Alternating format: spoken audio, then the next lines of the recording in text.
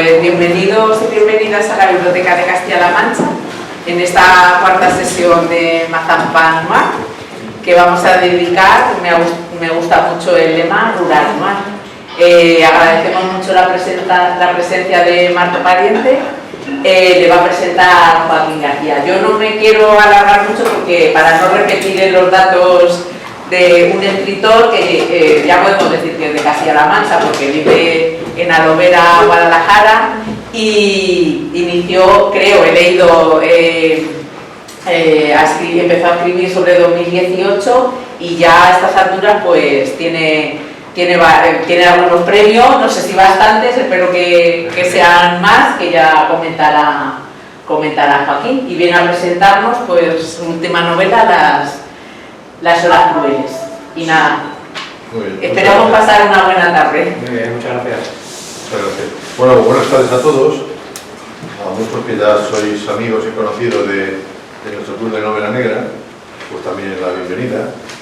Hoy, bueno, se da la circunstancia de que Marto, el autor que nos acompaña, ya es la segunda vez que viene, estuvo en otro festival presentando su anterior novela, La Cordura de Vivieta, y esta vez viene, bueno, debajo del brazo trae esta novela que tiene muchas cosas que son muy llamativas.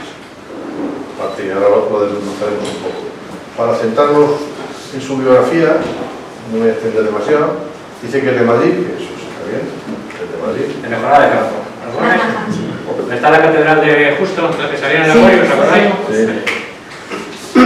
Que vive, yo creo que gran parte de su vida ha sido en Guadalajara. Sí, ya de casados, ya con los críos y tal. No somos nacidos de allí, pero como si lo fuese. Adoptado, sois adoptado de Alovera, ¿no? Del pueblo, claramente. Sí, Alovera es un pueblo de Guadalajara que está muy próximo a la capital y bueno, es un pueblo que vive muy tranquilo, ¿no? Sí, bueno, que está entre la capital y Alcalá de Henares. Luego ahí a caballo, ¿no? Sí. En el límite de provincia.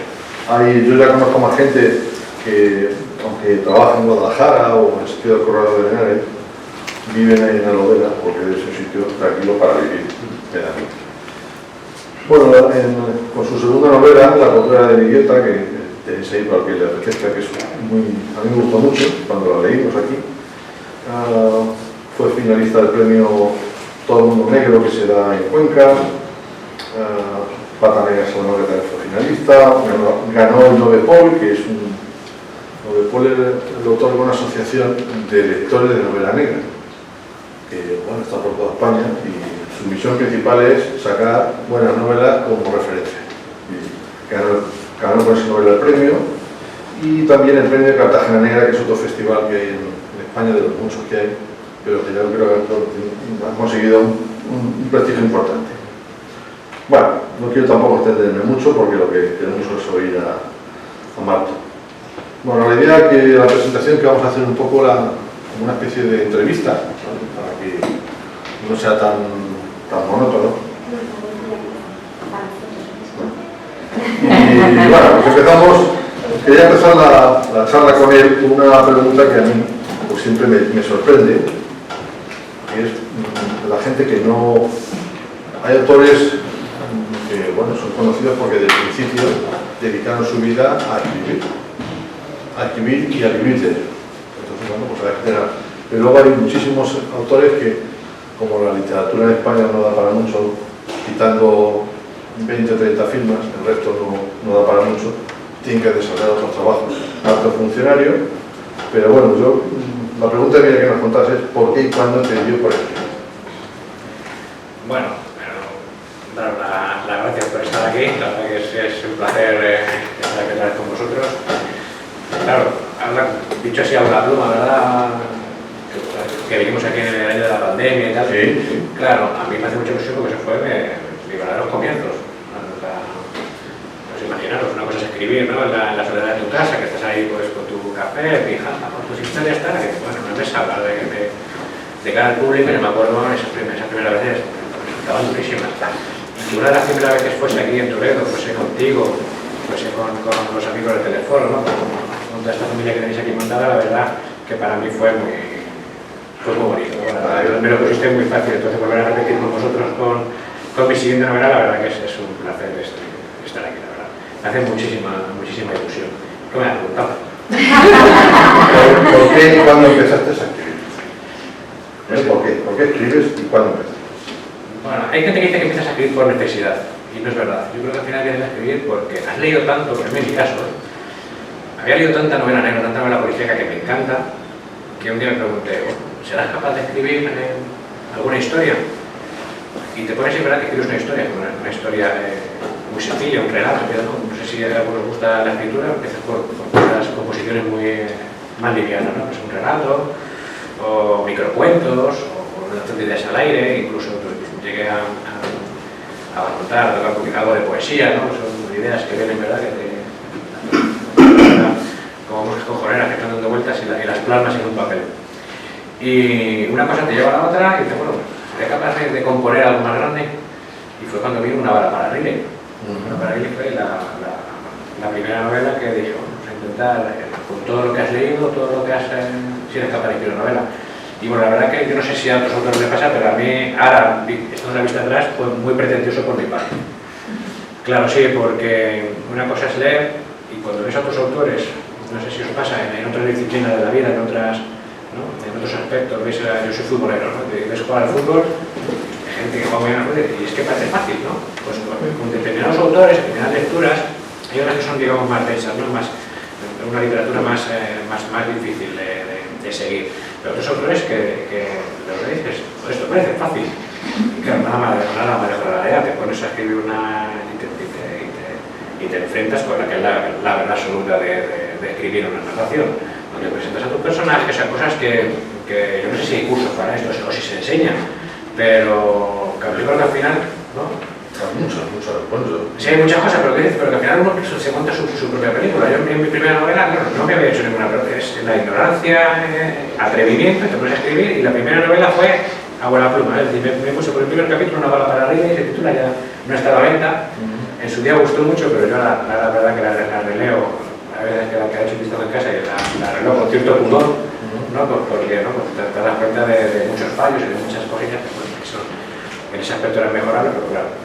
Bueno, pues empecé por el primer capítulo, luego con el segundo, pues aquí yo creo que más o menos pasaba esto, y cuando me quise dar cuenta, pues había tenido una novela. Lo que pasa es que he dicho así parece fácil, pero fue un sufrimiento, porque ibas inventando, digamos, una historia sobre la marcha, ¿no?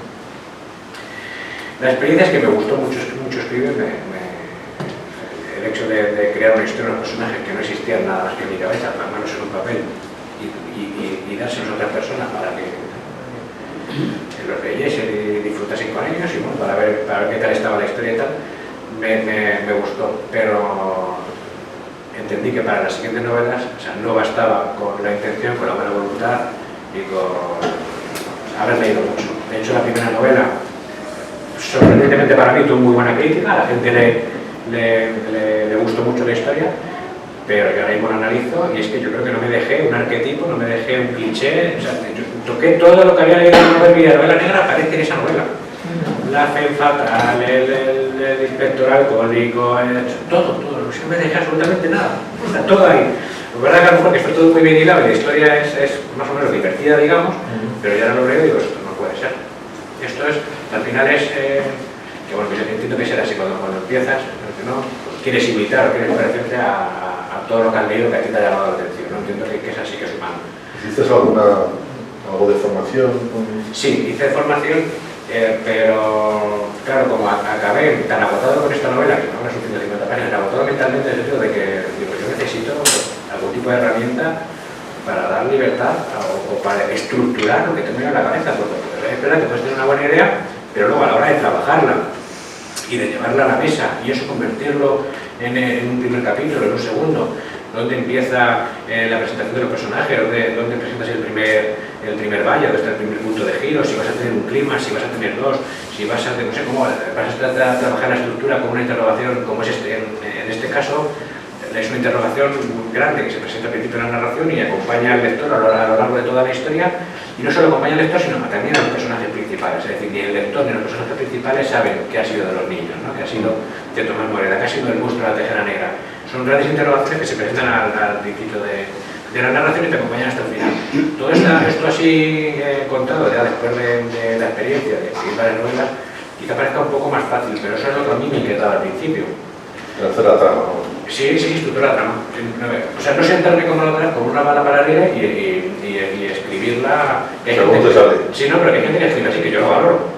Siempre te la típica pregunta, no sé si la habéis escuchado alguna vez, lo habrán dicho más autores. Dice que hay autores de brújula y de mapa. Sí. El de brújula sabéis que es el que más o menos tiene una idea, va brújuleando, sé a dónde quiero llegar, tengo la idea en mi cabeza y toda la parte creativa la vuelta a la hora de escribir. Lo cual a mí me parece un mérito. Y se le ponen los personajes o... Claro, no, se lleva sorpresas. A la parte de su personaje se le pone gente, otra parte gente que no contaba la historia y toma un relevo, un protagonismo con el que tú no contabas, tienes que adaptarlo, te toca volver atrás. Y luego están los escritores de mapa, que es donde yo me incluyo, que yo toda la parte creativa de la historia la hago antes de ponerme a escribir la primera palabra. La pregunta era dónde se había hecho algún curso. Estuve buceando en internet y encontré a Ramón Aguller. Ramón Aguller es un profesor que da el curso de guión de cine. Su curso de guión de cine consta de dos partes. La primera, digamos que es estructura, es guión, pues todo lo que, digamos... ¿Cómo se estructura? Sí, como una historia para llevarla al cine, cómo estructuras, cómo haces tus mapas, tu espina, tus personajes, cómo lo presentas, todo eso. Y la segunda, digamos, que es todo eso acoplarlo digamos, ya al formato cinematográfico. Yo le dije a Ramón, digo, mira, yo te voy a pagar el curso entero, digo, voy a venir solo la primera parte. Digo, la parte cinematográfica no me interesa en absoluto, pero yo quiero, digamos, estructurar mi cabeza, saber... ¿no? Hay autores, yo recuerdo, por ejemplo, aquí uno de nuestros amigos y que nos acompaña muchas veces, que es Julio Ibáñez, que vive en Canadá, pues un día hablando aquí con nosotros o en el club, él hablaba siempre que como gran parte de su formación es cinematográfica, como guionista, él siempre se hace una escaleta, claro, de él, que ocupa a lo mejor un folio, ¿no? Una escaleta, y de ahí ya tira. Y estos autores, recuerdo que en un curso que estoy por aquí también con otra escritora, que ella decía que hacía siempre un esquema que a lo mejor lo ocupaban 10 o 20 páginas. Y de ella tira. Bueno, por lo que yo tengo más fiebre que todo eso. Porque si la escaleta me la hago al principio, cuando ya tenés más o menos los personajes, más o menos historia, es la escaleta. Lo primero que hago siempre es la escaleta. Luego ese resumen que viene después, digamos que es un poquito más extenso, 10, 12 páginas, 7, 8, dependiendo del volumen de la historia, eso viene después. Pero yo luego aparte me pongo un cuaderno, y me pongo desde el primer capítulo hasta el último, todo lo que va a ocurrir en la novela está en un cuaderno. Digamos, la parte creativa de la historia sería esa. La parte creativa literaria, ¿verdad? Que cualquier frente a la página en blanco sobre lo que quieres contar, lo que ocurre en el primer capítulo, lo que ocurre en el prólogo. Si quieres presentar, como en este caso, si quieres hablar de ello, presentas a Samael, presentas a uno de los malvados de la novela, cómo lo vas a hacer, dónde lo vas a intercalar, dónde va a aparecer, dónde dosificar la información. Yo todo eso lo tengo ya trabajado ante mano. Yo tardo más tiempo en pensar la novela. Yo que me llevé tal disgusto. Pues la primera, que digo, esto no te puede volver a ocurrir porque sabes lo que puede llegar que tienes a aborrecerlo. Que Dios, es que es un sufrimiento no escribir. Y yo, o sea, como había parte que me lo pasé tan bien que digo, esto no puede ser. Entonces hay que buscar la manera de que esto sea divertido. Y la parte divertido es yo qué sé, repartir, digamos, la creatividad. La creatividad de la historia va por una parte, que lo que digo, me tiro mucho más tiempo pensándola y creando todo estos elementos, estas premisas, digamos, antes de ponerme a escribir, tardo muchísimo más que luego en escribir la novela.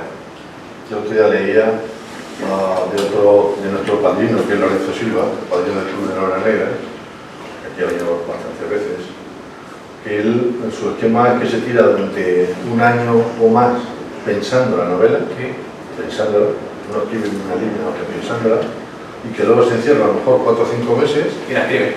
Pero dice, cuando yo me encierro significa que empiezo por la mañana a las 5 y hasta las 10 de la noche no dejo escribir de lunes a domingo. No, bueno, a mí me parece mucho debate, pero bueno. No, pues automática que tenga posibilidad de hacerlo. Antes decías que había gente que se dedicaba a esto profesionalmente, ¿no? Vamos a ver, yo no me dedico a esto profesionalmente, pero me considero un profesional de esto. O sea, de lo mío, no sé, sea lo que me dedico, sé cómo quiero estructurar una historia, sé dónde presento mi calderón, sé dónde, o sea, determinadas cosas que yo considero que tienen que aparecer en la novela. En esta que hablamos de las grandes interrogaciones, en la novela de Idiota funcionamos de una manera completamente diferente. Son pequeñas interrogaciones que fluctúan a lo largo de toda la narración y es el lector el que tiene más información que los propios personajes. Estamos acostumbrados a ver series de televisión, no sé si por ejemplo, Fargo, no sé si lo habéis visto alguno, ¿no? Pues todo el mundo sabe quién ha matado a quién y que cada vez va de maletero. Es el personaje, el policía que está parando, el que no lo sabe, ¿no? Es otra forma de plantear novela negra, es diferente, y un trabajo completamente diferente. Digo, a la hora de estructurar, pero mecánicamente es el mismo, y ese trabajo yo creo que es importante. Por lo menos estuve hace poco en Getafe, esta conversación la hemos tenido. Bueno, nos faltó hacer. La primera vez que vino aquí a Toledo, hablando ya, tomando una caña, dijimos, yo siempre suelo preguntar, ¿cuándo das el paso de dedicarte solo a crear? Y no hacía tantos años. Pero cuando vino aquí, me dice, pues llevo 2 años, después que me di de baja de Unión Fenosa que había trabajado, de abogado. Y él durante muchos años entraba a Unión Fenosa a las 5, me daban permiso para ir allí. Entonces, de 5 a 8, de 4 a 8 estaba escribiendo en su despacho. Luego empezaba a picar varias su jornada laboral, a trabajar de lo que vivía, claro. Vale, que no es fácil. Claro, es complicado. Yo, como lo monto, a ver, nosotros tenemos 2 hijos.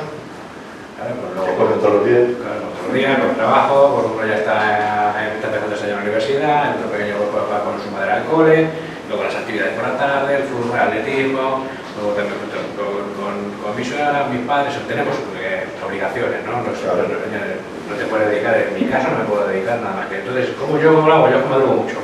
Yo cuando estoy en proceso cuando estoy pensando en la novela, no, eso es mucho más distendido. Eso, como decía Gustavo, a mí me cuesta convencer muchas veces a mi mujer de que estoy mirando por una ventana y me cuesta convencer de que estoy trabajando.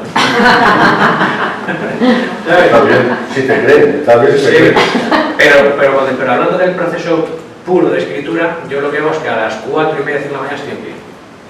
Con mi cafetito tal, y me pongo a escribir. Y ya tengo pensado del día anterior lo que me toca ese día. Normalmente trabajo, aquí es verdad que me ha salido un pelín más extenso, pero en la cordura son capítulos muy cortos, la novela muy dinámica, y yo sabía lo que tenía que... No sabía exactamente cómo ocurría, esa parte no está creada, pero sí lo sustancial, sé lo que tenía que pasar en ese capítulo, y es lo que me propongo. 1, 2, 3 horas, que a lo mejor te dan las 7 de la mañana, pero a las 8 de la mañana ya estás funcionando claro, a nivel familiar. Me he acostumbrado tanto así, que luego alguna vez que a lo mejor he tenido un rato por la tarde a la 5 que me he intentado poner, fuera de lugar, ¿sabes? Digo, no, esto para mañana. Bueno, una cosa que yo soy muy contrario a las clasificaciones literarias. De hecho, bueno, nosotros vivimos con una clasificación que es la novela negra. A mí me gusta más negra / policial, como decía el difunto Paco Camarasa, ¿no? Que es como más fácil de digerir todo este género. Pero en el fondo a mí me da igual, hay novelas buenas y malas. Sean negras, sean blancas, las publiquen en una editorial que lo pone en la tapa negra, o me da igual. Son clasificaciones comerciales en muchos casos, yo creo, y otras pues que los críticos no entienden muy bien cómo esto, y ya empiezas a hablar una reseña sobre una novela negra, ya tienes todo. Y hay una cosa que a mí no me gusta, y la gente te encuadra, y a mí no me gusta porque me parece ofensivo, que es lo del rural, ¿no? A lo mejor a uno le parece que no, a mí me parece ofensivo decir, no, ¿cómo que rural, no? ¿Qué pasa? ¿Que solamente puede haber novela negra en Madrid, en Barcelona o en Nueva York? No puede haber en Adovera o en Olía, ¿por qué no? No, nos gustan las etiquetas, obviamente no es privativo, ¿no? Hay que una novela negra, que tenga que ocurrir todo en una gran urbe. Yo, de todas formas, no sé si tiene algún mérito ese tipo de etiqueta o... A mí no me gusta porque me parece que desmerece el contenido, es decir, no, esto es una novela, y lo quiere decir que es novela negra, sí, claro. De acuerdo, pero está tan digna no, como si se rolera en la Gran Vía, que no la parte la parte es la ambientación, digamos, lo que define la etiqueta, olvidándonos un poco de su contenido. Bueno, a mí personalmente no le he hecho mucha cuenta, no me importa, o sea, si me considero autor que ubico mis historias en pequeñas poblaciones, en el ámbito rural, no me importa. Pero que sí lo puedo contar a vosotros es porque lo hago, porque yo es que es donde me he criado. Me crié mejor en el campo, después nos fuimos a vivir a Lovera. Yo cuando he estado trabajando, patrullando, pues todo ha sido siempre pequeñas poblaciones. Y bueno, es lo que conozco. Entonces, una vez que te pones a escribir, pues dices, ¿de qué voy a hablar? ¿Y qué es lo más honrado? Hablar de lo que uno sabe. ¿Por qué la Cordillera Idiota está en la Nacional 320? La carretera que une Guadalajara con los pantanos, pues porque me la he está ubicada en la Sierra Norte, no sé si alguno de vosotros la conocéis, pues digamos desde la Encina, toda la caída del cauce del Bornova, pues hasta el paso, el pantano del Alcorno. Pues sitios que yo conozco, aquí en este caso la parte digamos, más oriental de la Tejera Negra, las minas de plata, pues, cosas que por familia o por trabajo por lo hemos correteado, que me parece mucho más honrado hablar de lo que uno sabe, porque luego al lector yo creo que también le llega mejor, ¿no? Algo que te sale más natural, que si más auténtico. Sí, más auténtico. Es que yo estoy escribiendo como... He leído tanta novela policíaca urbana, que si me preguntas si soy capaz de escribirla, seguro. ¿Sabes? Seguro. Y con solvencia, bueno, eso lo tendría que decir el lector. ¿Sabes? Yo creo que podría dar el pego de que lo conozco, pero me gusta más esto. Aparte que lo que ya os digo no es privativo, es que grandes dramas, ¿no? Grandes dramas pueden ocurrir. Me hace mucha gracia esto porque uno de los últimos autores que ha tenido más éxito en todo el mundo, Henning Mankell. Entonces, ¿es rural el mar? Pues no sé, si le dejé a Sandete, se ofendería a los críticos, pero es que es en un pequeño pueblo, es la inmensa mayoría de la agricultura. ¿El chino? El chino, el de la mujer, todos estos claro, se desarrollan en un pequeño pueblo de una región que se llama Scania, al sur de Suecia. Pues fíjate lo que era que tenía una casita, tenía sus padres, donde veraneaba y dice, pues aquí van a estar mis novelas. Entonces, Dolores Redondo, ¿es rural noir? Pues no sé, porque claro, esto se desarrolla en un pueblo que es Elizondo, que tampoco es muy grande, y casi todo campo, y los bosques, etc. Claro, toda la parte del Batán, ¿no? Pues son pueblos pequeños, claro. Entonces, por eso por lo que no... No, pero vamos, pero a mí no me molesta, la etiqueta no me molesta. Yo la novela negra, yo creo que es un cajón desastre en el que entra muchísimos subgéneros. He hablado de la novela policíaca. Esto podría ser una novela policíaca sin ser policía los protagonistas, porque llevan una investigación adelante. Luego hay novelas que son procedimentales, en las que sí que es verdad que los personajes son policías, son guardias civiles, o si son de Estados Unidos, pues son detectives, y te explican cómo funciona el aparataje de la policía, ¿no? Pues a la hora de, no sé si han leído a David Simón, el de Wire, de la esquina del córner, ¿sabes? Pues, novela procedimental, pero es que luego tienes, no sé, los puntos de etiqueta, cuando el protagonista, no sé, llama a casa. Casi todos los que escriben con protagonistas policías, por pura lógica tiene que ser procedimental, porque nadie puede hacer aquí en España. Bueno, tampoco es así, vamos a ver. Por las buenas, sí, sin salirse de los protocolos, porque rápidamente salieron y el nombre. No, tampoco es así. Mira, por ejemplo, nosotros tendemos mucho Loreto Silva, Dolores Redondo, estamos acostumbrados a ver al binomio policial trabajando, ¿verdad? En España no se investiga así. En España se investiga, son grupos de policía policial, todos coordinados por un juez. El grupo de policía policial tiene un capitán, un comandante, un sargento, 8 o 10 guardias, ¿sabes? Y si tú tienes que contar cómo se lleva una investigación adelante, cómo tronchas, cómo hacer los seguimientos, cómo buzoneas, cómo pides la documentación, cómo averiguas qué persona está, le colocas, le ubicas un teléfono, haces los pinchados telefónicos, el SITEL, todo eso, pues eso es procedimental. Y tú eso lo cuentas y habrá gente que lo lea embelesada y habrá gente que diga, esto es un aburrimiento, que es lo que es en realidad, el procedimental que es un aburrimiento. Entonces hay que ficcionar mucho. Es verdad que dentro de la ficción, pues oye, pues todo el encuadre de la Guardia Civil, la Policía Nacional, no, pues eso pues... es verosímil. Sí, no, verosímil, y que eso, por ejemplo, que los reflexiones hacen muy bien, ¿sabes? Todo lo que esté con la jerarquía del trabajo, pero luego a la hora de la investigación siempre hay que ficcionar un poco, porque procedimentales, personalmente te cargas una historia así. A muchos lectores seguramente les resultará aburrido.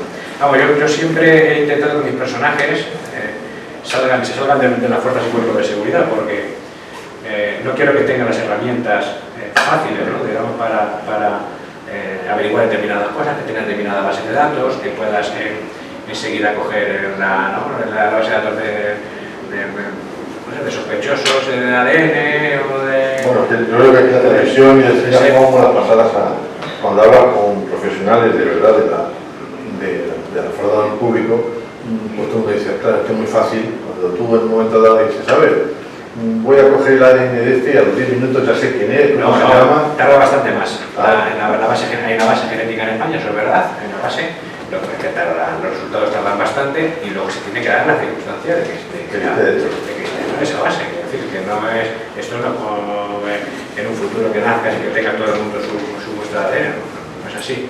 Por eso muchos crímenes se resuelven muchísimos años después, ¿no? Porque por casualidad a un fulano la han detenido por una alcoholemia, le han pasado el bastoncillo por el carrillo, que está en la base de datos, y al tiempo dice, usted se cree, oye, que aquí esto coteja con esto que ocurrió hace años, tenemos ese mismo perfil genético, tráeme este fulano, ¿dónde está? ¿No? Estoy cumpliendo 6 meses por un atropello con la alcoholemia, pues, y le trincas. Pues, bueno, son otras serie de historias, pero que existe la base de datos SAI con las huellas dactilares, todo eso existe, pero a mí todo eso me gusta dejar mis personajes. En este caso he utilizado un ex policía porque me gusta que tenga de verdad algunas herramientas adquiridas, algunos digamos dejes de la profesión, pero que no tenga digamos herramientas a mano para hacer lo que hemos hecho antes, es decir, no contar una historia procedimental, sino contar una historia más divertida, más desenfadada, en la que digamos que la investigación no sé, sea mucho más amena para el lector. Sí. Una pregunta, ¿cómo surgió esta historia? Porque aquí hay, en la novela, vamos a intentar no destriparla porque yo os recomiendo, aparte de que hayamos invitado a Marto, yo la he leído y yo me lo paso bien leyéndola, y el que le gusten las historias entretenidas y que dan saltos y giros y giros y giros, la recomiendo. Pero no pienso decir nada que hagamos ningún destripe. No lo digas, así giros y giros que parece que se marean, son giros con cabeza, está todo pensado. Bueno, pero hay cosas que salen, como no desvelamos nada porque es una historia de unos niños desaparecidos, ¿no? Entonces, bueno, ¿cómo surgió la historia? La historia surge, la idea que a mí me daba vueltas en la cabeza era ¿qué pasaría si un padre se lleva a sus 2 hijos, unos mellizos, se los lleva al bosque, en este caso al bosque de la Tejera Negra, y regresa a casa sin ellos? Y regresa a casa sin ellos y dice que no recuerda qué ha ocurrido con sus hijos. Entonces, a partir de esa pregunta, digamos, ¿no? Es una gran pregunta, ¿no? Que le agachó. ¿Qué has hecho con tus hijos? No, que no me acuerdo. ¿No? Pero luego ahí se derivan otras historias. Oye, ¿y si es verdad que no se acuerdan? ¿Y dónde están sus hijos? Y si todo esto sale a la prensa, ¿cómo vendemos a esta persona? Bueno, pues en la idea era esa, digo, manejamos a un personaje que toma moneda, que llevamos sus hijos hace 30 años, llevamos sus hijos al bosque y bueno, se le dice que no recuerda. Al final esta persona es condenada por la desaparición de sus hijos. Porque hay determinadas pruebas, indicios, que aparte de que se los ha llevado de mano a pasar el día al bosque y pruebas indicios. Y se chupa 30 años en prisión. A este hombre, en la prensa, en su día, cuando este caso fue muy sonado, le llegan a llamar el monstruo de la Tejera Negra. Porque consideran que ha terminado con la vida. Es que me guste el campo, los bosques, que no decir a la Tejera Negra, que está a 2 horas de aquí. O sea que se va fácil. Y no desaparecen niños. Exacto, no. Está muy bien desde la Junta, lo tiene muy bien cuidado. Unos paseos más agradables que en la proximidad del pueblo. Sí, además tú estuviste en la parte bonita, en la parte claro, de que está naranja, ya. Claro, la parte de las naranjas y ya. Pues, el Alledo, Valverde de los Arroyos y todo eso. Mi novela, digamos, es la otra parte, ¿verdad? Ya es la última parte de la Tejera, digamos, lo que os he dicho antes, la caída del cauce del Gornova, no sé si conocéis aquella zona, de la Encina. Es que se muy bien, que la gente allí se me enfada, pero aquí no desaparece el niño, digo, es que es una novela, y me pone que está todo en la mente del autor. Pero es verdad que sí que es verdad que es una zona que de colorido y de ambiente es mucho más oscura que la parte que tú visitaste, porque empiezas a subir, te adentras un poco en la parte de la Sierra Norte, toda la arcilla, todo ese tipo de piedra más amarilla, los campos de cultivo, la granja de gallinas, todo eso da paso al granito y a la pizarra, a los bosques de pino, a los cortados, al río. Luego está, no sé si lo conocéis, el Alcorno, que allá de un pueblo, que son los sepultados para hacer el embalse. Toda esa zona, aparte luego la altura, la humedad, ahí cuando llueve muchas veces estás alto, luego es verdad que tiene una pequeña hondonada, ¿no? Pero parece que se quedan ahí como retenidas las nubes y parece que una vez que no cae, parece que barre de lado a lado, pues eso es otro... Eso es un carácter más sombrío. Sí, a la novela. Y que es lo que a mí me... Luego, aparte de lo de las minas de plata, me venía muy bien para la trama. ¿Te inspiraste en algún suceso que ocurriera? No, me llamaba mucho la atención en España, bueno, lo habréis visto vosotros, ¿no? Determinados casos que se producen, no sé, por ejemplo, la niña de Alcácer, el Tomás Bretón, y entonces, pues luego es verdad que en determinados casos se ha demostrado quiénes son los autores, qué es lo que ha ocurrido, ¿no? Pero muchas veces lo que vemos es que antes de que esta persona sea juzgada y que digan, no, es verdad que este tío mató a sus hijos, es verdad que a esta niña le pasó esto, es verdad que a tal crío le pasó tal cosa, antes de eso ya le hemos juzgado antemano. No es solo así, sino que le hemos puesto hasta motes. ¿No? En este caso, pues esa es la idea, ¿no? Los juicios estos mediáticos populares que hacemos, pues en este caso que no es el personaje principal del libro, digamos que este es el arranque, es el punto de giro, ¿no? de la novela, es el monstruo de la tejera negra. El nombre ya da un poco de repelús, ¿no? Claro, sí, no, pero digamos que esa es la premisa inicial. Yo lo que pensé al escribir la novela es que el hombre 30 años después, su primera intención es que sigue averiguar qué pasa con los niños. Es que hasta ya ha pasado tanto tiempo que hasta él duda. Oye, no recuerdo nada, pero tendría algo que ver. ¿Estaré yo involucrado en la desaparición de mis hijos? ¿Seré verdaderamente un monstruo? Cuando él sale de prisión, lo que ocurre es que, bueno, aquí que se ve en la portada, no sé con quién lo hablaba antes, que se ve a Tomás Morera, se ha puesto corriendo hacia un cortado, ¿no? Pues no os nada porque es el prólogo. Esta persona ya ha salido de prisión, quiere averiguar qué ha sido de sus hijos y está, digamos, corriendo a través de un bosque hacia un cortado y decide saltar, porque alguien le va persiguiendo. Entonces ahí digamos que arranca la historia. Y yo luego otra pregunta que me hacía, que era muy inquietante, esto lo habéis visto, no sé si sois como yo, sois cinéfilos, os gusta la serie y tal, habéis visto lo de Watchmen, los vigilantes, que la pregunta que siempre se hacen es ¿quién vigila a los vigilantes, ¿no? Y yo aquí, pues esa pregunta, que eso ya me quedó grabada, yo aquí la pregunta era que ¿quién sería capaz de buscar al monstruo? Porque ese señor al saltar al cortado desaparece. No sabemos qué ha sido de él, si está vivo, si está muerto, se ha caído al río, qué ha pasado con él, ¿no? Y ahí es donde entran mis personajes principales, que trabajan por una asociación, pues está desaparecidos, en las que se preocupan por estos típicos casos en los que ni la policía, porque ¿quién está interesado en buscar a un asesino es convicto de hacer desaparecida? No tiene... de hecho no le dan ni por desaparecido. Sí, y además ahí los americanos son muy dados a tener... Aquí sí se hizo, a partir de aquel programa de televisión que se llamaba... ¿Quién sabe dónde? Sí. Hubo una asociación que se fundó y que sí, sigue existiendo. Son desaparecidos, Clara Campoamor, hay bastantes. Sí, que se dedican a ayudar a la gente que... Sí, sobre todo a no dejar morir las historias, porque es verdad que la policía, la Guardia Civil, dice que los casos normalmente no están cerrados. No están cerrados quiere decirse que no es que haya una investigación en marcha, sino que no está cerrado. Es decir, lo que hemos dicho antes, si entra cualquier información del exterior, una prueba genética, algo que no esperabas, una grabación, una confesión de alguien en una prisión, eso ocurre mucho. Oye, pues mira, hablando con un fulano, no sé qué, pues he escuchado, que dice, ¿qué tal? No, pues eso lo incorporan, no está cerrado. Pero es verdad que eso a las familias, de ahí viene el título, las horas crueles, ¿no? Digamos, este umbral que se abre las familias de personas desaparecidas, esas primeras horas de no saber, esas primeras horas se convierten en días, y esos días en semanas, y esas semanas se convierten en meses, ¿no?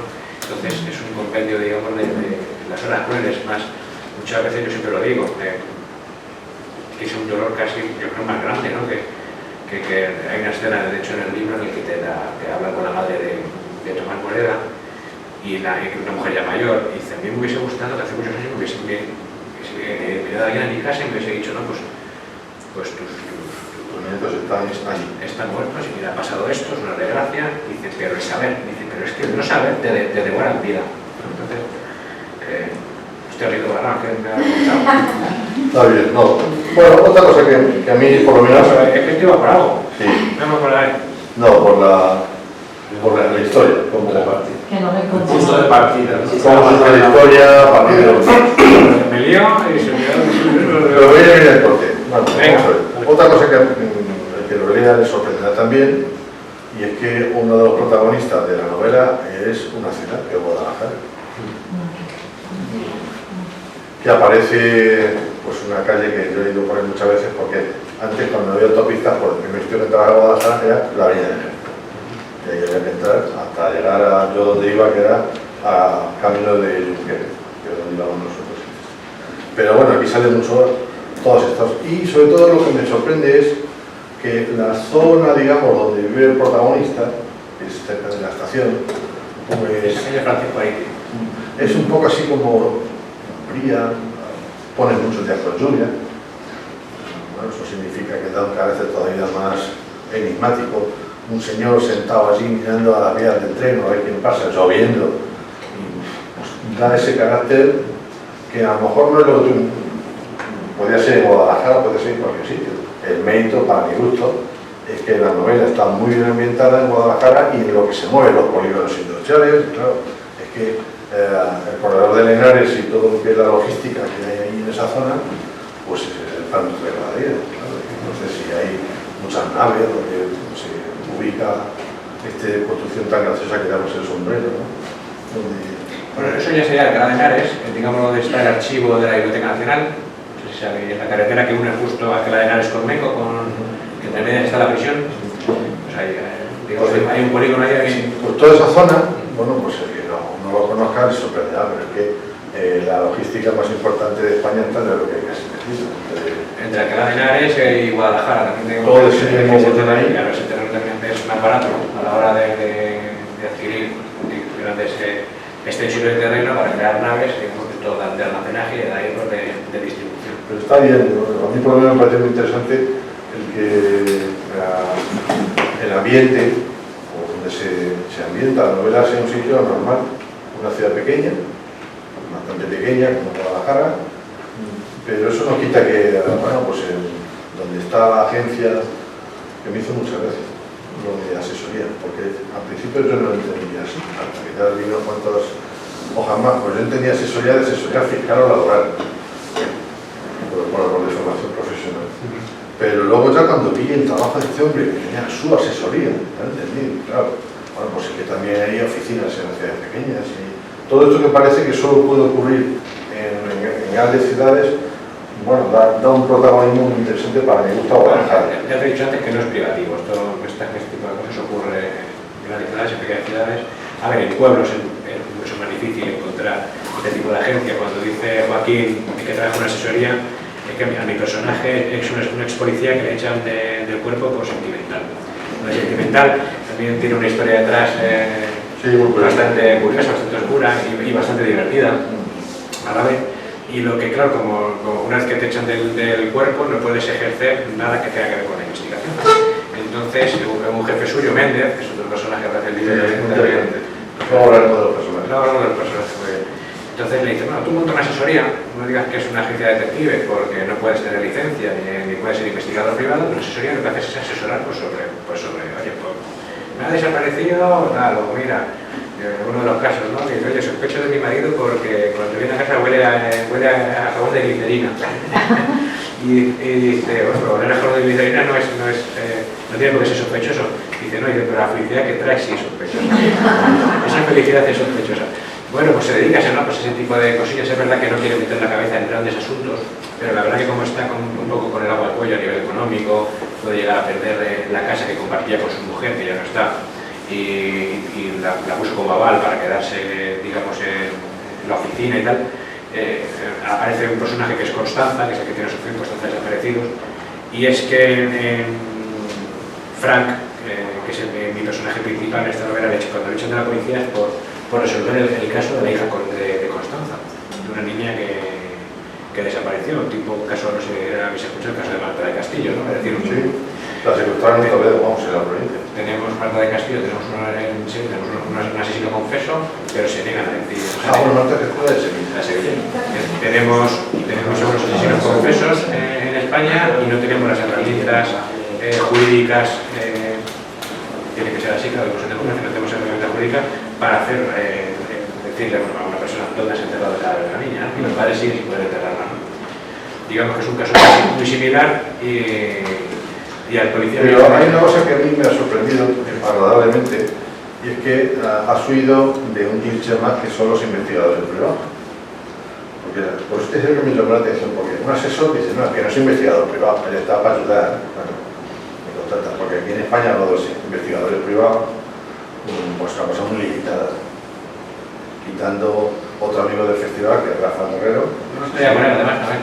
Ese sí está por ahí en Brasil o en Rusia, o donde sea, haciendo Por Mallorca, no, grandes investigaciones, pero en general los investigadores privados en España hacen poco más que bajas laborales, no, hace bastantes cosas. robo de patentes y cosas de ese estilo, pero por ley no pueden meterse en nada. Y cuando se meten con determinados tipos de delitos, están obligados a dar cuenta a la policía. Por la cuenta que les da, de verdad que tienen en España están muy limitados. Pero bueno, no, lo que he dicho antes, pero por un lado quería salirme de la policía, de la Guardia Civil, no solo de los cuerpos y fuerzas de seguridad del Estado, para quitarle a mi personaje esas herramientas y hacer, digamos, un poquito más divertida o más la investigación. Y luego, por otro lado, tampoco quería que fuese un detective al uso, porque entiendo que esos personajes también están muy manidos, ¿no? y muy falsificados, yo creo, esa es mi opinión. No, que pero es como antes, montamos un binomio policial y tenemos que ficcionar para montar ese binomio. Si tú montas un detective en España, mucha de la parte de investigación tienes que ficcionarla, porque muchas veces verdad que están muy limitadas. Pues todas esas cosas, como huyo de ellas, intento que los personajes pues sean, digamos, se hagan un poquito de, ya ocurre en la telenovela, se hagan un poquito de la norma, así que se habla de los personajes, del personaje femenino, Bueno, hay otra cosa que también antes comentábamos, que a mí me ha llamado la atención y para el que es uno de los motivos por los que se sale de la tónica habitual de este tipo de relatos, y es que hay como un guiño a un fenómeno sobrenatural, pero no sabes si ese guiño es de verdad o no.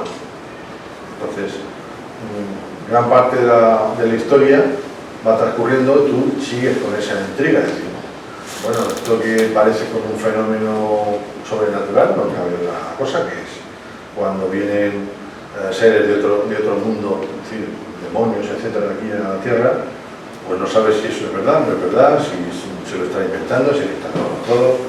Eso le da un tinte especial al relato, para mi gusto. Y yo le comentaba que me recordaba, en cierta manera, a contadores como John Connolly, a la serie Charlie Parker. Sí, lo que pasa es que sí que es verdad que cuando inician las novelas, sobre todo la primera vez que lees un libro suyo, no crees que, como te dice, novela negra, no se nota, y no te imaginas que no, que hay un fantasma, pero que debe haber fantasma. Que se le aparece a su mujer, que habla. Que hay un señor que no tiene cara y que mata a la gente porque es la personificación de la crueldad. Lo que hay que decir que John Connolly para mí es un genio, un maestro, me encantan las novelas. Bueno, sin embargo, me gustó mucho esa idea. Luego ya, bueno, está bien encajado cómo se desarrolla, que no quiero contar nada más, pero está bien encajado, porque para el grupo. Bueno, porque inicia ahí y dices, qué raro, algo pasa aquí. Sí, son esas cosas que a veces que te comentan y no las tienes tú muy en mente cuando escribes la novela. A ver, yo cuento. Yo el reto que sí tenía era, del tercer y cuarto capítulo, os presento uno de los malos de la novela, Samael. Ya os he contado que han desaparecido 2 niños hace 30 años, que cuando este señor Tomás Moreda, el monstruo de la tejera negra, sale de prisión también desaparece, pues son los personajes principales, se ponen a investigar y automáticamente corto, un capítulo muy cortito y os presento a Samael. No, es un capítulo, es de verdad que rompe un poquito con la dinámica. Incluso la persona que usa, a la hora si no recuerdo mal, habla en primera persona. Claro, él siempre te habla de sí mismo, bueno, son este tipo de personas de narcisistas, ¿no? Pero te da inquietud. Claro, si no, que de hecho, si lo leemos con calma, digamos que literariamente es diferente de todos los capítulos de Samael. Y yo lo que quería mostrar era mostrar uno de los malos, retar al lector a que averiguasen quién es, en el capítulo 3 hasta el final de la novela, y luego mostrar que claramente está perturbado. Es verdad que como luego en la novela, digamos, toda la historia entronca con historias más antiguas de determinados marqueses, con las minas de plata, ¿no? Porque todo está íntimamente relacionado, es verdad que nos puede llevar a intuir que hay detrás una historia de fantasmas, ¿no? Que es lo que tú estás diciendo. Buscaba esa oscuridad, pero sin la percepción, digamos, de nada fantástico, ¿sabes? No, pues está muy logrado porque además te inquieta más. Es decir, bueno, este personaje que aparece aquí es Samael, que además usa mucho como versos a la hora de hablar, aparece en algunos casos salmos, es decir, como habla Sí, todo es de verdad una que forma bíblica, con todo lo su mente cual orbita, ¿no? te quedas así un poco que no tiene nada que ver con el resto del relato, pero sin embargo te invita a decir, bueno, lo que pasa es claro, tienes que esperarte hasta que toque salir otra vez a escena. Que pasa Son capítulos muy cortitos, ¿sabes? Para que todo no sea jijijaja, para que te tenga que ver un poquito. Y sí, la verdad que es un personaje muy interesante para mí, de crear, ¿eh? Porque es verdad que se sale, digamos, un poquito de la norma. Sí, yo incluso hubo una... Oye, perdona, que al final no pudo venir, pero iba a venir también a la presentación acompañarme Jorge Boche, el Sí, actor. la verdad sí. Y sí pudo acompañarme a la presentación que hicimos ahí en la Lovera con Mercedes, y se leyó un capítulo como si fuese el Samael, y nos dejó a todos con la Sí, es que por ejemplo hay unos personajes que ahora hablaremos de ellos, que son los que tienen más relación, digamos, con este mundo sobrenatural, que cuando hablan de sus tierras, fijaos lo que dice: todo el que pisa sobre ellas nos pertenece, nos alimenta y nos devuelve la juventud robada por el tiempo. La frase ya es como inquietante, cuando alguien dice eso de una finca que está al servicio público, de la gente que pasa por allí. Sí, ese tono mesiánico, ¿verdad? Que es perturbador. Que dice, bueno, ¿cómo que me alimenta? ¿Cómo que esto me da la juventud eterna? Bueno, pues eso nos lleva a otro tema que a mí me parece... Eso hay que ponerse la gafa de leer entre líneas, ¿no? No decía que no me acuerdo comunista. A mí hay frases de estas que lo que pasa es que no me gusta leer mucho si no soy un actor como Jaime Bosch, que claro, no es lo mismo cuando lees un capítulo, pero hay muchas citas muy curiosas, es decir, de frases, lo mismo que hay muchos símiles literarios que se utilizan que tienen mucha gracia, que eso hablaremos por lo menos un poquito del estilo. Pero ahora yo comentaría un tema de personajes. Esta es una novela que tiene, como os decía, mucha trama, con giros muy interesantes, pero también es una novela de personajes. Es decir, se desarrollan como 4 o 5 personajes que se van moviendo por la historia, como dicen, son los que forman la peripecia dramática. Pero eso hace que cada vez se definan a lo largo de la novela. No hace falta que los describan, se definen por sí mismos. Eso es una técnica muy interesante, que lo hace Marto. No hace falta que te diga, era fulanito, era lento, era no sé qué, era no. Va definiendo por cómo transcurre la novela, vas conociendo a los personajes. Hay que comentaba Frank, que es un ex policía, que el hombre tiene un problema con la ley y le expulsan del cuerpo. Hay otro policía que sí está en el cuerpo trabajando y que es amigo suyo, que también interviene en la acción, Santos Méndez. Luego hay un personaje que es el más curioso de todos, que es una persona que es muy rica, y por eso está ambientado en este corredor de Henares y en Alcalá de Henares. Sí, Constanza, hablas de Constanza, que es el que tiene la asociación. Bueno, claro. Y luego te dejas a Eliana, un personaje femenino. Pero Constanza tiene su gracia porque es una persona, imaginaos, que él describe, pertenece a varios consejos de administración, es decir, no es que tenga una empresa, es que es una persona rica, que tiene muchas empresas que participan en consejos de administración. Y que deja todo eso, y eso es lo que hace que la novela transcurra. Y una de las empleadas que tiene este personaje, Constanza, es esta Eliana, que es una persona de la que se movía por el borde de la navaja, como usted decía. Nunca se sabe en qué lado estás, en el lado bueno, en el lado malo de la vida. Un personaje completamente disfuncional, para que os hagáis una idea. Cuando la presento, amanece en un hotel, ¿no? En la habitación de un hotel, y ella sí que no recuerda nada. Ella tiene, digamos, una intolerancia al alcohol que con nada que le ocurre a determinadas personas, que con nada que beba pierde completamente la cabeza y luego no recuerda qué ocurrió. Y son escenas, digamos, que rompen un poco con la sobriedad de la historia, ¿verdad? De la sí, bueno, hay un fondo en este personaje de mucha amargura, porque es una de las personas que ha tenido una infancia desdichada, no, yo diría cruel, o sea, una infancia cruel, no cabe otro nombre, con una persona de la familia que en vez de protegerla, la tortura constantemente. Y eso hace que su desarrollo emocional sea muy especial. E incluso digo que se mueve en el filo de la navaja porque realmente la delincuencia y entrenó hasta que el personaje Constanza la rescata y la pone al servicio de los buenos, como debe de ser. Pero siempre está muy bien ese un olor que desprende de la tristeza, es una mujer que desprende tristeza. Está muy bien que me cuentes eso porque eso no está descrito en el libro. Eso te lo sacas tú de la manga. Sí, pero está muy bien porque antes ha dicho Joaquín lo de los personajes, ¿verdad? De la técnica que utilizas. Bueno, yo es que tengo una premisa, una norma, y es que de tratar a mis lectores como adultos. Yo esto muchas veces ha ocurrido de leer un manuscrito, ¿verdad?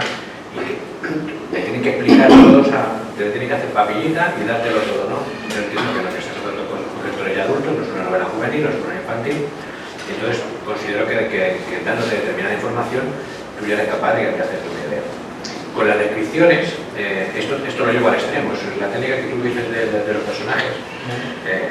Son los personajes, es la ambientación, es la ciudad. Son las escenas, es cuando entran en el bar de carretera de los hermanos Valverde. Ese bar tampoco está descrito, ese bar tiene 2 pinceladas. Todos los personajes de la novela. Claro, pero eso es lo que te digo que es lo bueno. Claro. Entonces, ¿qué ocurre? ¿Cuál es mi manera, digamos, de enfocar los personajes? De enfocar no solo los personajes, aunque ahora estamos hablando de ellos, de las localizaciones, el tiempo. O sea, yo huyo de las descripciones farragosas. ¿Qué quiero conseguir con esto? Es decir, que dando 2 pinceladas de un personaje, en este caso de Frank, que te digo 2 cosas, es una cosa que me tocó pelear con la editora, porque se lo explicaba así, digo yo, lo que quiero conseguir es esto, es decir, que dando dos pinceladas a un personaje, ese personaje llegues a hacerte una idea de cómo es, de inicio, pero que luego le conozcamos por lo que dice, por lo que hace, por cómo se mueve, por determinados pensamientos que pueda tener en algún momento, por alguna historia que te pueda contar. Entonces, digamos que te estás conociendo a través de la acción, no a través de la descripción del autor. Yo considero que el autor debe desaparecer de la narración. Este es uno de los aspectos que me gusta trabajar. Luego también está muy bien porque cuando dices, esta novela es muy divertida, este personaje, este tal, o este bar y tal, y en realidad no está descrito, por eso te digo, sí. está... No hace falta con que digas que te pegas por los pies en el suelo. Y que está pisando ese ring y que tienes que apartar de levantar. No hace falta más, ya te lo has imaginado todo. Claro. O el personaje Frank, a mí, por lo menos a mí me parece definitivo, el hecho de que pase muchas horas sentado en un balcón, mirando el infinito, mirando la vía del tren, o esperando que pase el último tren del día. Entonces, eso ya te define mucho al personaje. No hace falta que digas. Él espera el último tren del día, no quiero revelar nada por una serie de motivos, y luego se van contando, lo va contando él mismo. Tú vas conociendo de muchos de los comportamientos que le has visto al principio. Al principio, cuando se dirige a su esposa, le dice: hola, cariño, tienes derecho a guardar silencio. Es la primera frase de la novela, ¿no? Esta frase que viene, luego lo vas conociendo. Pero volviendo al tema de los personajes, al tema de las localizaciones, esto también lo hago porque a mí me gusta que el lector sea parte de la historia. Es decir, nos juntamos dentro de unos días a fin de la novela, 3 o 4 personas, oye, Marto, tal, cuando estuvo en el bar de los Valverde, pues Eliana, joder, pues fíjate Eliana esto, ¿qué tal? Pues Eliana seguramente muchas cosas sean comunes para ti, para mí, para otro lector, pero otras cosas no lo serán. ¿Qué pasa al ocurrir esto? ¿Qué pasa? Que ese personaje lo haces propio. Es decir, tu Eliana, aunque se parezca a mi Eliana, no será la misma. La tuya es tuya, la mía es mía. Cuando entras al garito de los Valverde y dices tú, pues es verdad que te quedas con las botas pegadas, que tal, no sé qué, pues tú, para ti, seguramente el garito no difiera mucho de Joaquín a Marto, pero ese digamos que lo haces tuyo.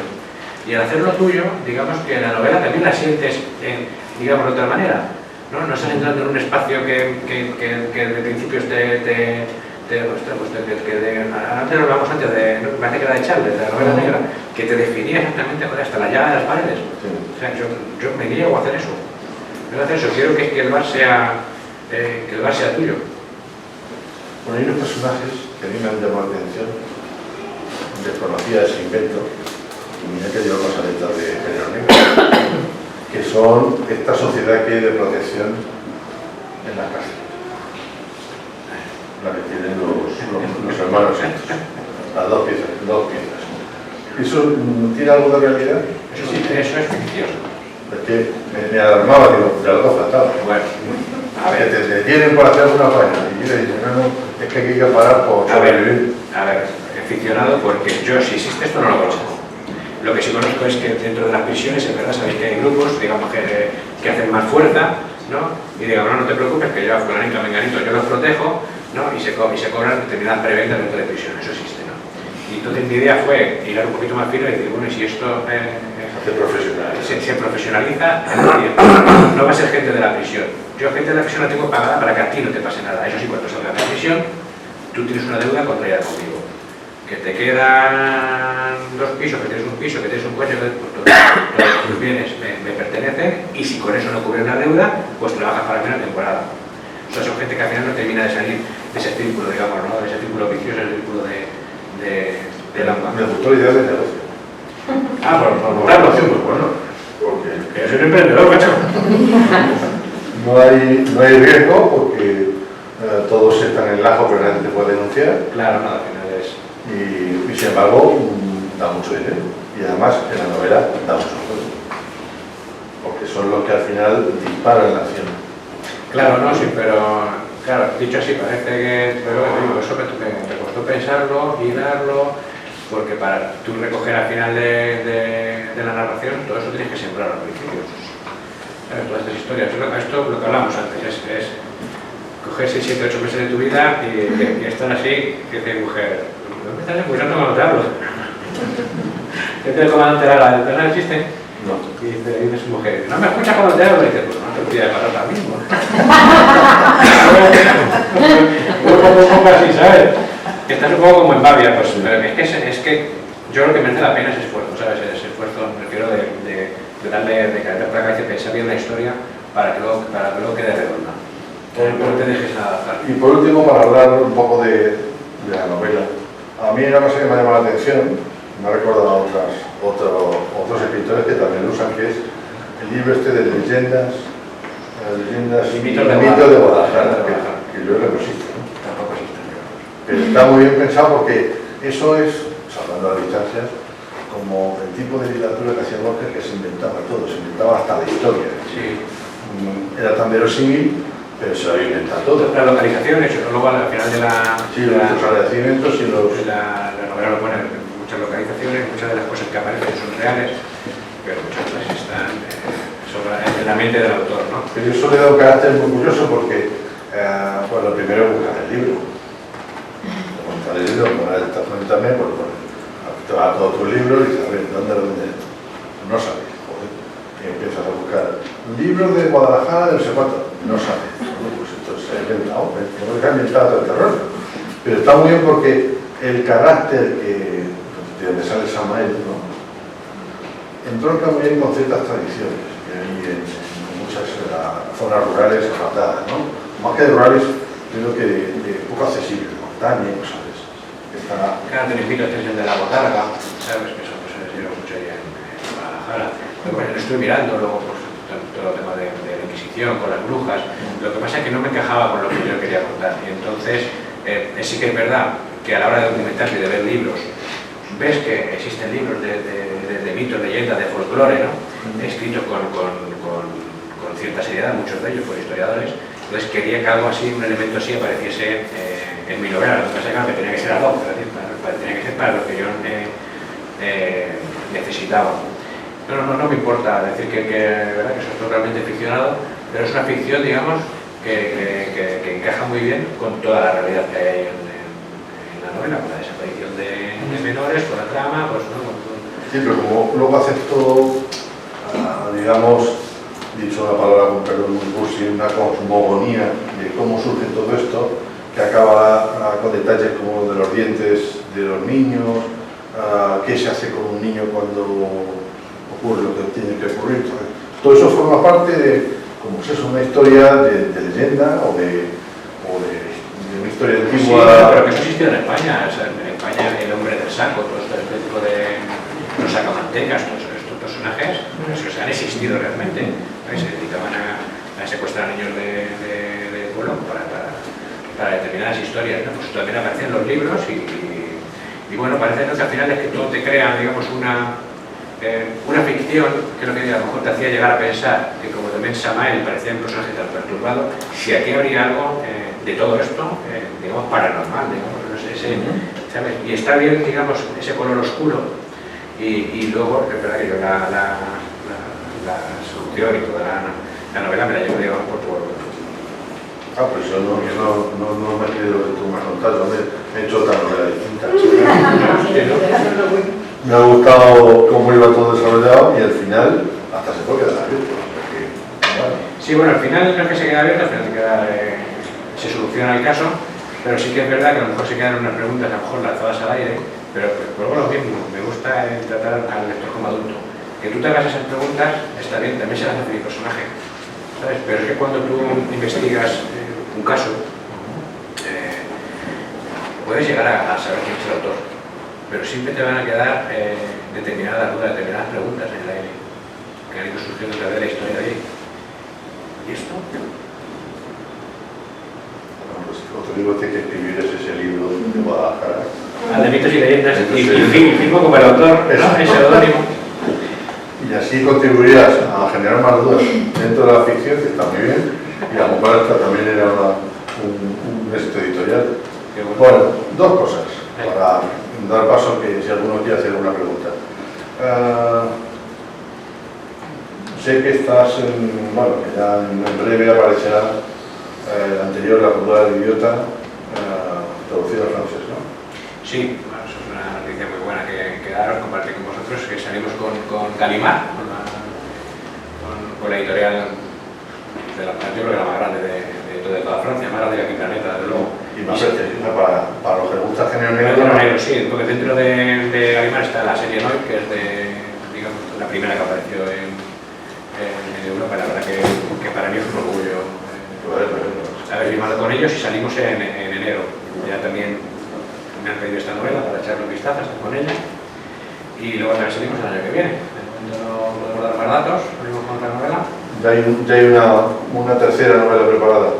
Sí, tenemos una ahí entre manos, pero todavía no sé fecha, no te... Pero ya has terminado, ya has entregado. Sí, está entregada. Lo que pasa que, a ver, es que no puedo contar porque no he firmado el contrato, ¿sabes? Sí, no lo digas. ¿Sabes? No, va todo bien, va viento en popa, pero yo siempre me parece más prudente, ¿no? Si yo hubiese firmado, porque es verdad que me llegó ayer, hemos estado revisando el contrato y seguramente en 2 o 3 días esté hecho, o sea que hemos tenido ahí este impasse, ¿no? Pero si hubiese coincidido lo contaría sin ningún problema, os contaría la historia, la editorial, os pondré un poquito así... en primicia, pero es que no puedo contar mucho más, ¿sabes? Pero bueno, sí. Queda de intriga. Pero bueno, lo que sí es seguro que en enero en Francia, y luego, bueno, pues seguimos con las horas plenas, que la verdad es que me está dando muchas alegrías también, o sea que, bueno. Ahí ¿tienes idea de seguir con alguna serie, o de la anterior o de esta? No, en principio no. Antes lo hemos hablado, La cordura de idiota de los hermanos Trinidad. Me pedían por activa que por favor que siguiese con esos personajes que eran muy divertidos. La gente que digamos que esa novela es un poco más divertida, más rock and roll, esto es más pausado, digamos que sería un jazz, que también que siga con Frank y Eliana, pero yo de momento no me planteo seguir con personajes ni... Me apetece crear cosas nuevas dentro del género. Además es un reto crear personajes nuevos y originales. Siempre yo creo que para el que escribe, la gracia es transgredir siempre.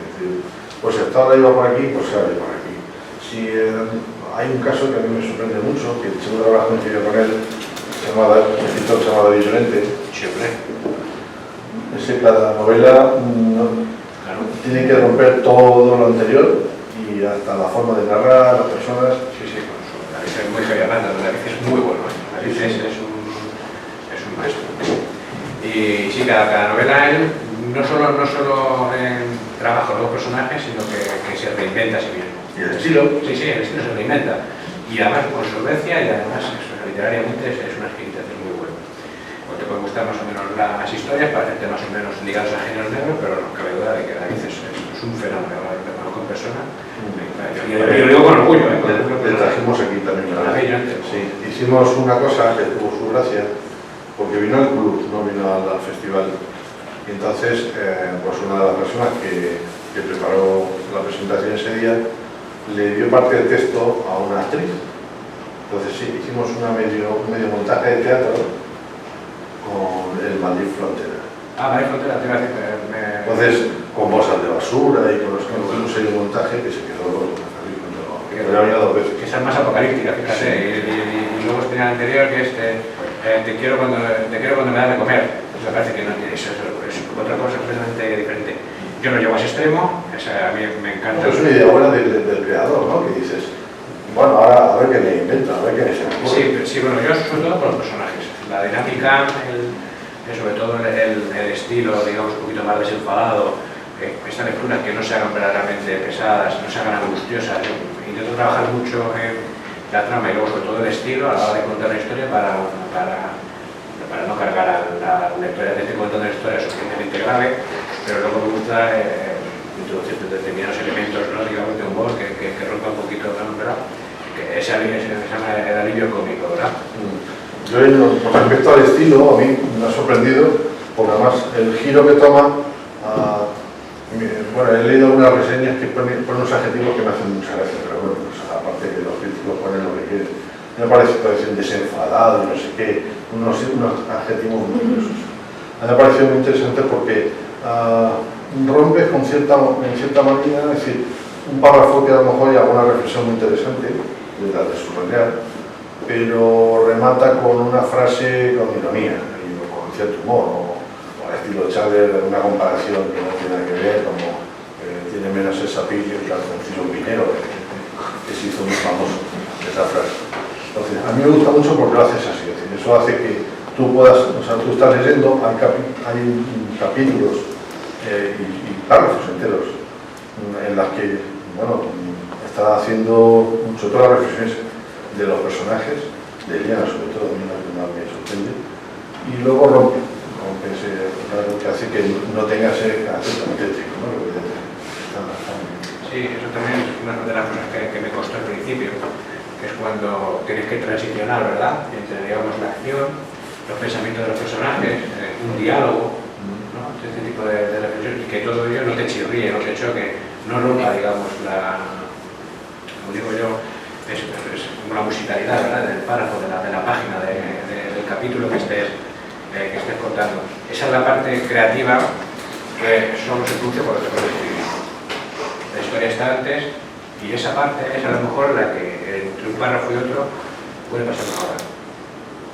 Entre un párrafo y otro puede pasar una hora porque quieres ligar dos ideas, quieres que el ritmo, digamos, no recaiga, ¿no? Que digamos que todo fluya, y digamos que quieres transicionar entre la acción y el pensamiento, entre la acción y el diálogo, el pensamiento-diálogo, o incluso las tres cosas juntas, introducir personajes, que todo eso, digamos, engrase bien. Esas son las cosas que más tiempo me llevan a la hora de escribir. Pues queda bien, queda muy bien. Bueno, y por último te voy a decir una cosa, ya para terminar, por si alguno quiere hacer alguna pregunta. Yo pondría una web dedicada al libro y daría un premio para quien que con manera sincera averigüe el final. Pero antes de... ¿En qué momento es capaz de adivinar el final? ¿Tú me has averiguado? No. Es un cortito. Pero cuando he llegado me ha dejado un poco así parado. Porque claro, cuando hace una reflexión dice, si era muy fácil de adivinar, hay que verlo. Porque eso es una de las cuestiones que te hace llegar hasta el final. Bueno, esto tiene que tener una lógica. Sí, y me puedo jactar de una cosa, no me gusta, pero me puedo jactar de que no es una novela para nada tramposa. Es decir, todo está sembrado desde el principio. Ya. Y todo está ahí. O sea, Sí, pero no lo ves como dicen todos los personajes. Lo tienes delante. no lo ves, pero está ahí. No lo ves, claro. Si la vuelves a leer, está aquí. Pero ya sabiendo todo. Claro, pero eso está muy bien, porque no sé si os ha pasado a vosotros de leer alguna historia y luego al final te sorprende hasta el final y dices, esto ¿cómo puede ser? Como si se hubiese sacado ese final de la manga, ¿no? Entonces, me obsesiona tanto la trama, que vuelvo a lo mismo, o sea, que esto está pensado y requete pensado, es decir, ¿y dónde presento, y dónde siembro, y dónde te digo cualquier cosa? Porque es como en el cine, no hay nada gratuito. Sí, pero detalles Sumándolos, sí. Si tú los sumas luego después, claro. Pero tienes que leer, pues lo sumas. Pero inicialmente no, tú estás leyendo, también la Bueno, te incorporo toda la verdad está a lo largo de toda la narración, es verdad que está diseminada, está trabajada de tal manera que sea un reto para el lector. Luego, me gusta toda la lectores como adultos, es verdad. Entonces, empezar la novela no tiene un final, ya tiene dos. Por un lado te cuenta lo que ocurre con Samael y luego te cuenta la desaparición, ¿no? Digamos, se producen dos clímax, cómo se trabaja en teatro y en cine, cuando no tienes uno solo y trabajas dos clímax y entonces digamos que prolongas el final, produciendo un calderón, ¿no? Digamos que una tensión ahí, ¿verdad? Hasta que se relaja toda la historia. Y entonces había gente que me dice, Marto, pues ¿sabes que yo llegué a averiguar bien a Samael? Dice, pero luego no, todo lo que viene detrás, eso no me lo imaginaba. Y hay gente que dice, pues todo lo que viene detrás, yo llegué a llegar a pensarlo, pero jamás imaginé quién era Samael. Entonces, esas cosas están muy bien porque... Pon una página web para que todos los lectores digan, pues yo en la página 322 ya... No me gusta eso, porque te digo una cosa, al final saldría todo y habría gente que lo leería antes del tiempo. A mí lo que me satisface antes no sé con qué lo hablamos, me parece que la cosa agrario. Mi único objetivo es entretener. O sea, si te has entretenido y has llegado hasta el final y oye, pues no lo abrigo en este caso, sí lo abrigo, pero me he entretenido y me lo he pasado bien. Y dentro de que es una historia grave, desaparición de menores, y te cuentan cosas muy cruentas, es verdad que no es explícita en ningún momento, ni en esa gran novela, pero pasas un buen rato, porque los personajes al final los haces tuyos, son divertidos, pues tienen puntos entre ellos, son tan diferentes Frank y Ariana que muchas veces te levanta una sonrisa. Hay una frase que a mí me ha llamado mucha atención, que es cuando Mami cuenta lo que hay que decirle a la madre de sus hijos. Eso sí que destila crueldad, dolor. Hay que decirla con los detalles como acaban sus hijos. Bueno, es verdad que hay determinados personajes que van apareciendo en la novela que te van dando, pues eso, pues te van dando información, pinceladas, te van, digamos, van haciendo, digamos, la novela tridimensional. Es decir, pues hablamos de los personajes con sus 4 o 5 pinceladas, pero con todo lo que van diciendo, lo que van hablando, lo que se conocen entre ellos, toda la acción, le vas dando relieve. Pero la propia trama, a la propia historia, todo eso que hablan también lo, digamos, la dimensiona de otra manera. Unos determinados personajes sobre la maternidad piensan de una manera y otros que aparecen a lo largo de la novela piensan de otra. ¿No? Luego el hecho, por ejemplo, de que ellos no recuerden qué ha pasado con sus hijos, ¿no? Luego abrimos también porque no recuerda todo ese tipo de cosas. No sé. Pues lo va encajando, pero a mí, por ejemplo, ese diálogo te dejó marcado, ¿no? Sí, porque es de mucha crueldad. Hablar de una... hablar de lo que siente una madre cuando desaparecen sus hijos y decirle, no, pero yo te voy a decir todo lo malo que te puedo decir sobre tus hijos. Eso es de la crueldad inaudita, ¿no? Las horas crueles. Bueno, pues, salvo que quieras añadir algo más, si queréis hacer alguna pregunta sobre Guadalajara, sobre la novela, sobre las horas crueles, si alguno habéis leído el libro, que os ha parecido.